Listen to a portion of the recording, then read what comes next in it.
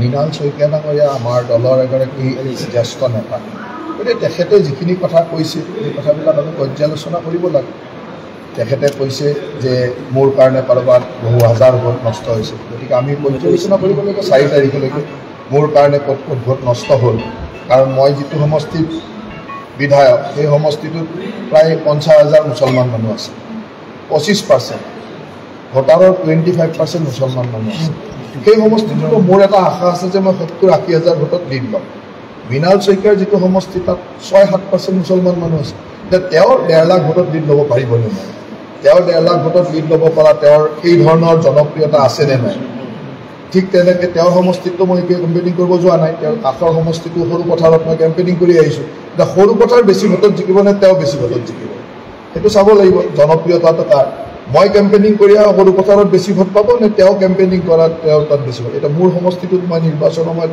যাবই পৰা নাই মাত্ৰ 2 দিন গৈছোঁ 2 দিন গৈ যদি মই 70,000 বা 70,000 80,000 লিড দিব পাৰোঁ তেওঁ গোটেই পিৰিয়ডটোৱে তাৰ সমষ্টিত থাকিলে সেই সমষ্টিটোত থাকি য'ত 6-7% মাত্ৰ মুছলমান মোৰ 25% মুছলমান মানুহ তেওঁ কিমান বেছি ভোট দিলে মোক দলে 3টা ক্লাষ্টাৰৰ দায়িত্ব দিছিল 3টা ক্লাষ্টাৰত কিমান ভোটত জিকিলোঁ সেইটো এনালাইচিছ হ'ব এতিয়া মই গৌৰৱেৰে ক'ব পাৰোঁ যে মোৰ 3টা ক্লাষ্টাৰ গুৱাহাটী দৰং ওদালগুৰি আৰু বৰপেটা এই 3টাত মই অতি কমেও 3 লাখতকৈ বেছি ভোটত জিকিলোঁ 3টা ক্লাষ্টাৰে মোৰ 3 লাখতকৈ বেছি ভোটত জিকিব গতিকে এনেকুৱা ধৰণৰ যদি মই দলটোক ছাৰ্ভিচ দিব পাৰোঁ মই দলটোক কাম কৰিব পাৰোঁ তেতিয়াহ'লে পৰ্যালোচনা কেনেকৈ হ'ব ইলেকশ্যনৰ পিছত আমি গৈ পৰ্যালোচনা কৰিম 4 জুনত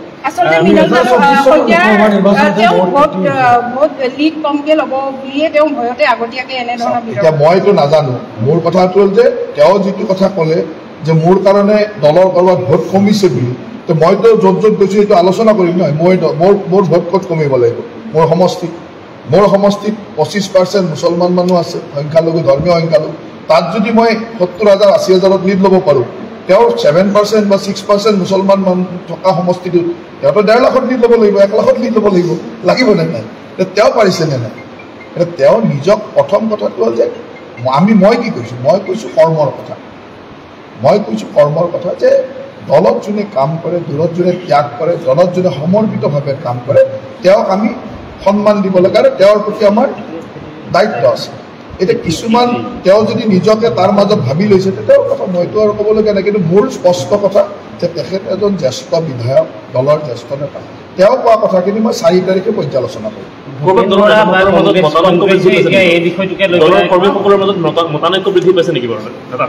আমাৰ কোনো মতানৈক্য নাই আপোনালোকে ক'ৰবাত বিচাৰি আহে কিন্তু আমাৰ কোনো মতানৈক্য নাই আমি চবেই একেলগে কাম কৰোঁ মইতো কৈছোঁ তেওঁ আমাৰ দলৰ জ্যেষ্ঠ নেতা তেওঁৰ প্ৰতি মোৰ সন্মান আছে কিন্তু সন্মানৰ লগে লগে এইটো আছে যে তেখেতে যে মোক ক'লে যে মোৰ কাৰণে কাৰোবাৰ ভোট কমিছে তেওঁতো জবাব দিয়ক ক'ত ভোট কমিছে মোৰ যদি সমষ্টিটোত ভোট কমে মোক কওক যে জয়ন্ত মল্ল বৰুৱাৰ সমষ্টিত ভোট কমিলে তেওঁৰ সমষ্টিত 25% মুছলমান থকাৰ পিছতো তেওঁ 80,000 বা 70,000ত লিড ল'লে তেওঁৰ তাত 6% মুছলমান আছে তেওঁ বুলি 20,000ত লিড ল'লে এইটোতো নহ'ব নহয় তেওঁ 1 লাখত লিড লৈ দেখাব লাগিব তেওঁ যদি মানে পৰ্যালোচনা কৰিলে পৰ্যালোচনা হ'ব দলৰ কামত পৰ্যালোচনাটো সেইকাৰণে 4 তাৰিখৰ পিছত পৰ্যালোচনা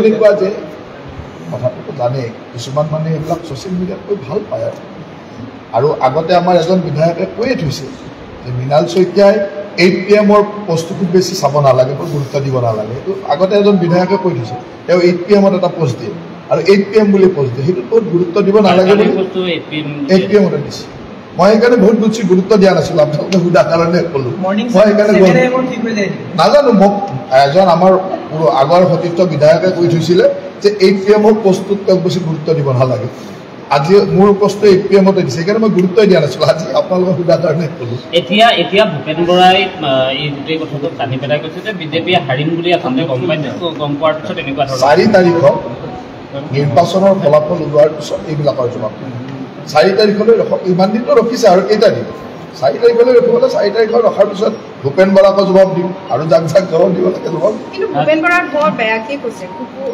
শিয়ালৰ লগত তুলনা কৰিছে বিজেপিৰ বিধায়কসকলক বা বিজেপিৰ নেতাসকলক ভূপেন বৰা হ'ল এজন হতাশগ্ৰস্ত মানুহ আৰু তেওঁ মাজে মাজে কবিতা লিখে আৰু আপোনালোকৰ কথাটো ভূপেন বৰাই সদায় মিডিয়াত এটা হাইলাইট লৈ থাকিবৰ কাৰণে কাম কৰে সেইকাৰণে কেতিয়াবা কবিতা লিখে কেতিয়াবা চাইৰি মাতে, কেতিয়াবা অদ্ভুত কিছুমান কথা কয়, বুটাম ছিঙি দিয়ে, এই ধৰণৰ কামবিলাক কৰি থাকে। এতিয়া আপোনালোকেতো চিধা চিধি কথা ক'লে নবজাব, সেইকাৰণে এনেকুৱা অলপ উল্টা কথা কৈছে যাতে আপোনালোকে তেওঁ নিউজটো বজায়।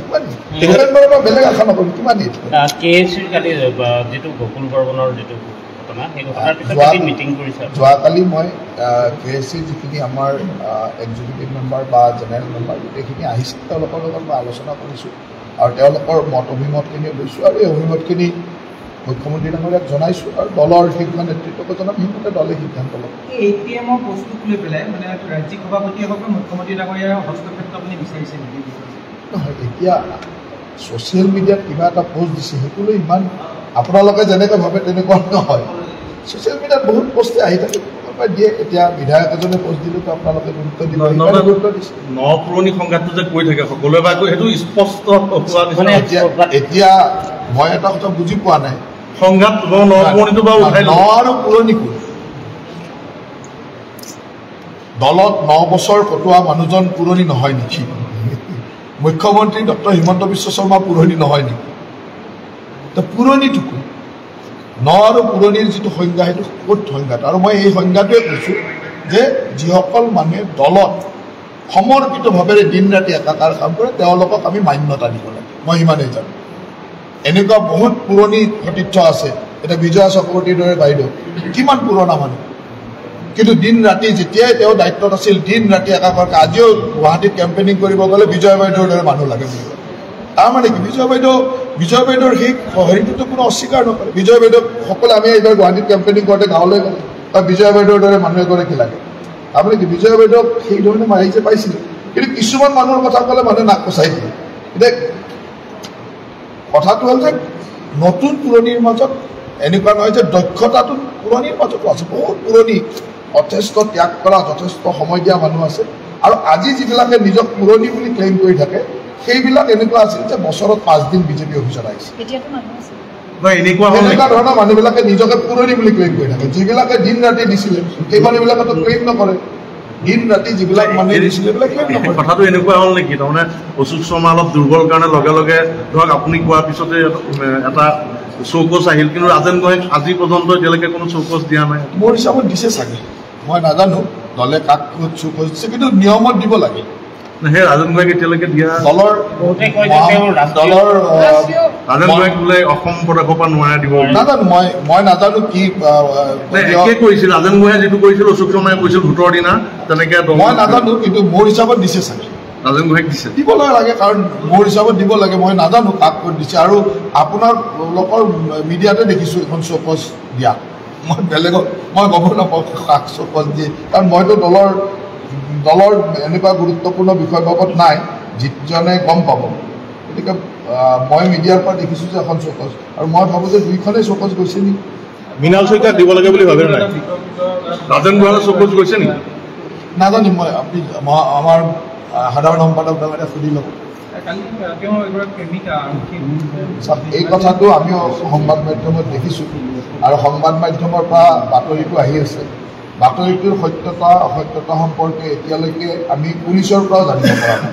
মই নিজেই আৰক্ষী অধীক্ষকৰ লগত কথা পাতিছিলোঁ, তেখেতসকলেও যিহেতু ছোৱালীগৰাকী হস্পিটেলত আছিল, যে তাই যদি কিবা কেছ দিয়ে কিবা হয় তেতিয়া জানিব পাৰিম বুলি কৈছে।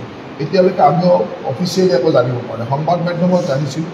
আৰু বাতৰি যিহেতু ওলাইছে, যোৱাকালি মোৰ তাত গোটেই কমতাপুৰ অট'নমাছ কাউন্সিলৰ গোটেই সদস্যসকল আহিছিল, তেওঁলোকে মোক গোটেই বিষয়টো জনাই থৈ দিছে যে এনেকুৱা হৈছে, এইটো এনেকুৱা ধৰণে আলোচনা হৈছে, এইটো হৈছে, তেওঁলোকৰ মতামতখিনিও জনাই থৈছে। আৰু মই আজি ৰাতিপুৱাই মুখ্যমন্ত্ৰী ডাঙৰীয়াক এই কথাখিনি জনাইছোঁ, আৰু দলৰ সভাপতিকো জনাম যে স্বায়ত্তশাসিত পৰিষদৰ মানুহখিনি কি কৈছে।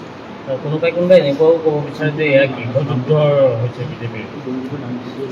বিজেপি ইমান ডাঙৰ দল যে ইয়াত অনুশাসন সকলোৱে চলে, আৰু অনুশাসনৰ ছিষ্টেমতে চলে। ইয়াত কোনো যুদ্ধ গৃহযুদ্ধ নাথাকে। আৰু যিবিলাক আপোনাৰ লগত যিবিলাকে কৈ আছে সেইবিলাক কংগ্ৰেছ দলৰ মানুহ, কাৰণ কংগ্ৰেছ দলত এইবিলাক চলি থাকে, সেইকাৰণে সেইবিলাকে আলোচনা কৰি আছে। সেইকাৰণে ভূপেন বৰাই ইয়াৰ ওপৰত কমেণ্ট দি আছে। তেওঁ নাজানেই বিজেপি দলত যোনে সোমাই যায় সি জানে। বিজেপি দলত থকা মানুহে এই কথাটো জানে কাৰণে ইয়াত কোনো তাত আপোনালোকে যেনেকৈ উৎকণ্ঠাত আছে, বিজেপিৰ কোনো মানুহ উৎকণ্ঠাত আছে নেকি? এনেকুৱা আৰু কোনোবাই কিবা এটা ক'লে তাতে ক'লে আৰু মোক পুছক। আৰু আগতে কৈছোঁ যে এজন বিধায়কে কৈ থৈছে 8 PM প্ৰস্তুত বেছি গুৰুত্ব দিব নালাগে, আমি গুৰুত্ব দিয়া নাই।